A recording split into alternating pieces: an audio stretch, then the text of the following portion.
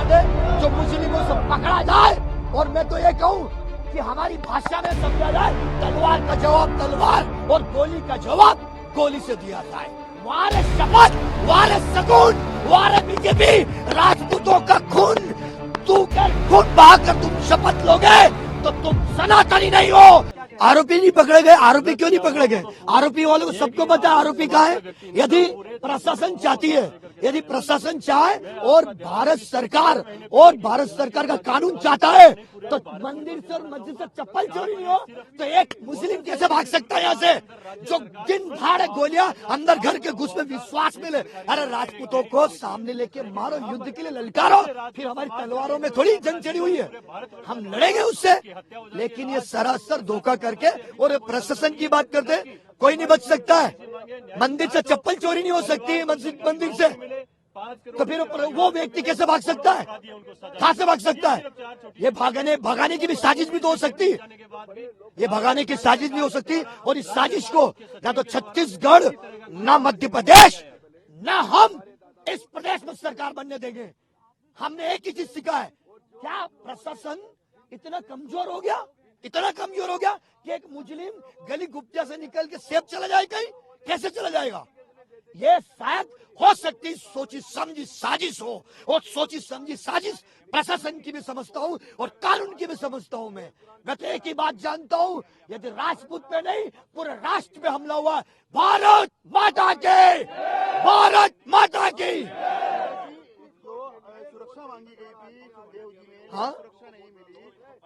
पिछले 1 साल पहले हम बैठे थे, बैठकर मैंने चर्चा की थी, मीडिया के सामने चर्चा की थी, मीडिया से बात की थी कि भैया हमारे राष्ट्रीय अध्यक्ष को पाकिस्तान से धमकी मिली, हमारे राष्ट्रीय अध्यक्ष को अलग जगह से, अलग स्टेटों से धमकी मिली, और उसके लिए क्या करा, उसके लिए क्या किया? उसके लिए इन्होंने क्या किया? आश्वासन भी नहीं दिया। हमने पंचायत भी बैठाई, उसमें भी क्या किया इन्होंने? उससे आश्वासन दिया, दी नहीं। इनको चुनाव की रोटियां सेकनी थी, तब तो इन्होंने काम करके अपने हिसाब से करी है। मेरी एक ही डिमांड है, जो मुस्लिमों से पकड़ा जाए, और मैं तो ये कहूँ कि हमारी भाषा में समझा जाए, तलवार का जवाब तलवार और गोली का जवाब गोली से दिया जाए। बस। मेरा नाम सूरज सिंह सोनगरा, दादा ने मेरे को प्रदेश राष्ट्रीय महासचिव का पद दिया था, और दादा ने मुझे श्री राष्ट्रीय राजपूत प्रदेश अध्यक्ष का पद दिया था, दहेज विरोधी इकाई का। इन्होंने ऐसे महान हस्तियां ऐसे हमारे बीच में बैठी है, इन्होंने सिर्फ समाज को सुधारने का काम किया, टेररिस्ट नहीं बनाए। और यदि ये बात सत्य है तो मैं कहता हूँ ये सारा कानून राजस्थान का दल्ला बन चुका है। सूरज जी, अब चूंकि बीजेपी यहाँ पर बहुमत में आ चुकी है, लेकिन मुख्यमंत्री की भी शपथ नहीं हो पाई।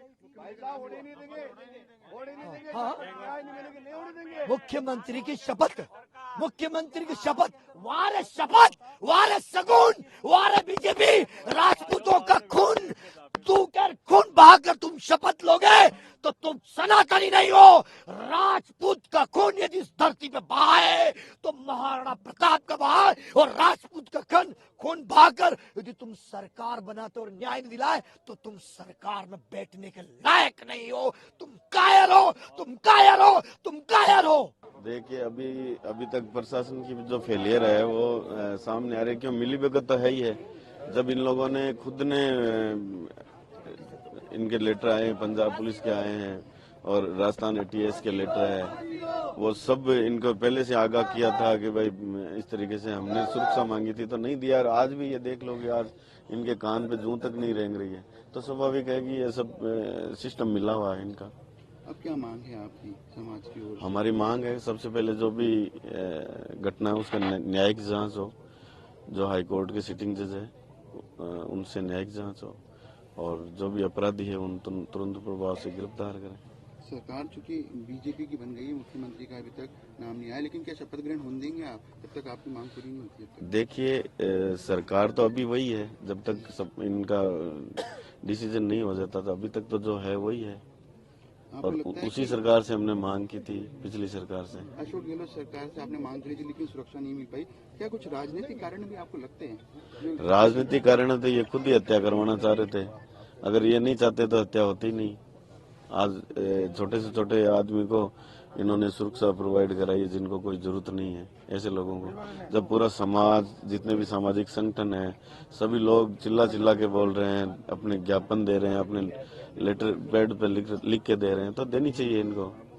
और अगर देते तो ये घटना, इतनी बड़ी घटना नहीं होती। राजपूत समाज के कई लीडर्स है, कुछ लीडर्स कल यहाँ पर भी आए, आपको लगता है कि तमाम लीडर्स को आना चाहिए आज क्योंकि राजस्थान बंद की तमाम लीडर आएंगे। पूरे राजपूत समाज ने, सुखदेव जी 36 कौम के थे जिन्होंने शोषित पीड़ित वर्ग के सबसे ज्यादा मदद की थी, तो वो सभी आ रहे हैं। आप ये देख रहे हैं कि पूरे जयपुर और लगभग पूरे भारतवर्ष में अपने प्रतिष्ठान बंद कर रखे हैं, तो स्वाभाविक है कि सुखदेव सिंह एक राजपूत नेता नहीं थे, पूरे 36 कौम के नेता थे, इसलिए तो सबने सपोर्ट किया है और आज अपने अपने प्रतिष्ठान बंद रखे हैं।